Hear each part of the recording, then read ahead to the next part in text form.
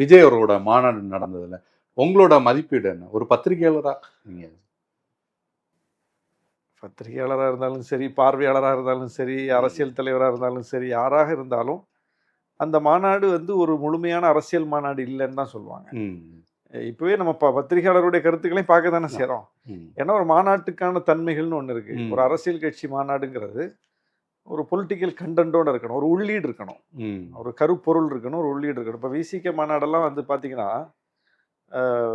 நதிநீர் உரிமை மீட்பு மாநாடு, மதச்சார்பின்மை பாதுகாப்பு பேரணி, தேசம் காப்போம் மாநாடு, இப்படி ஒவ்வொன்றுக்கும் ஒவ்வொரு பொருள் இருக்கும், கருப்பொருள் இருக்கும். ஒரு மாநாடு நடத்துறதுக்கு கருப்பொருள் இருக்கும். அரசியலமைப்பு சட்ட பாதுகாப்பு மாநாடு, ஒவ்வொன்றுக்கும் ஆபத்து வரும்போது அதை மீட்பதற்கு அப்படின்னு சொல்லி மக்கள்கிட்ட அந்த கருத்தை கொண்டு சேர்ப்பதற்குன்னு ஒரு வெகுமக்கள் இயக்கத்தை கட்டுறது தானே.